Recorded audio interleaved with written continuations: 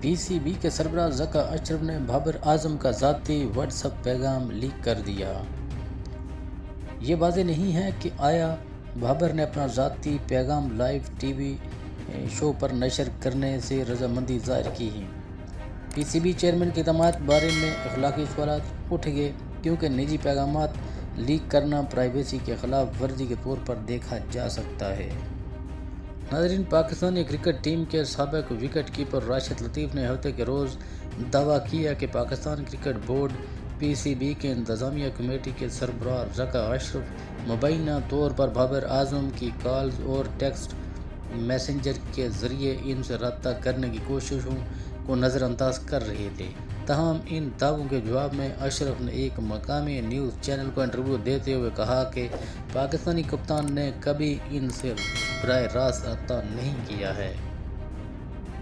ناظرین، ذکا اشرف نے واضح کیا کہ راشد لطیف کہتے ہیں کہ میں بابر کا فون نہیں اٹھاتا، اس نے مجھے فون نہیں کیا۔ ٹیم کے کپتان کو ڈائریکٹر انٹرنیشنل کرکٹ یا چیف آپریٹنگ آفیسر سے بات کرنی ہے۔ ذکا اشرف کی جانب سے بابر کی جانب سے کسی بھی رابطے سے انکار کے باوجود انہوں نے انٹرویو لینے والے صحافی کے ساتھ بابر اعظم کا ذاتی واٹس ایپ پیغام شیئر کر کے اپنے دعوے کو ثابت کرنے کی بھرپور کوشش کی ہے۔ ناظرین، بابر اور پی سی بی کے chief operating officer Salman Naseer کے درمیان براہ راست ٹی وی پروگرام پر نشر ہونے والا واٹس ایپ تبادلہ تھا۔ اس انکشافی گفتگو میں سلمان نصیر کے پیغام میں مبینہ طور پر کہا گیا، بابر ٹی وی اور سوشل میڈیا پر ایسی خبریں بھی گردش کر رہی ہیں کہ آپ چیئرمین کو فون کر رہے ہیں اور وہ جواب نہیں دے رہے۔ کیا آپ نے حال ہی میں انہیں فون کیا ہے؟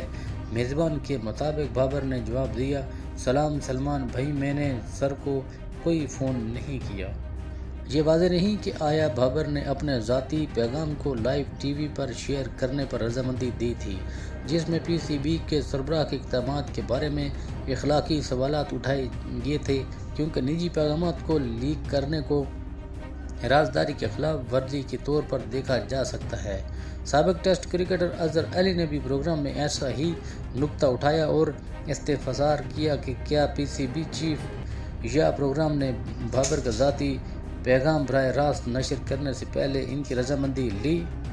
یہ ایک نہایت ہی مضحکہ خیز عمل ہے۔ بابر ایک اثاثہ ہے، ایسا مت کریں۔ سابق کپتان کا ٹویٹ پر پیغام۔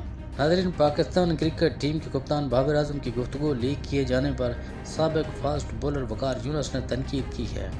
سماجی رابطے کی ویب سائٹ ایکشن پر کیے گئے پیغام میں وقار یونس نے پی سی بی اور نجی ٹی وی کو ٹیگ کرتے ہوئے سوال اٹھایا کہ یہ کیا کرنے کی کوشش کر رہے ہیں۔ آپ لوگ اپنی پوسٹ میں وقار یونس نے لکھا کہ یہ ایک نہایت ہی مضحکہ خیز عمل ہے، بابر ایک اثاثہ ہے، ایسا مت کریں۔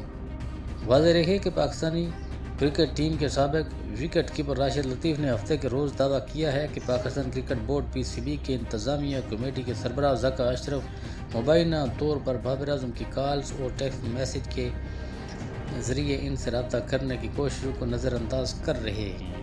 ناظرین، مذکورہ شو کے پریزنٹر وسیم بدامی نے اپنے سوشل میڈیا پلیٹ فارم پر ایک ویڈیو شیئر کی جس میں انہوں نے بابر کے ساتھ واٹس ایپ گفتگو کا انکشاف کر کے اپنی غلطی کا اعتراف کیا۔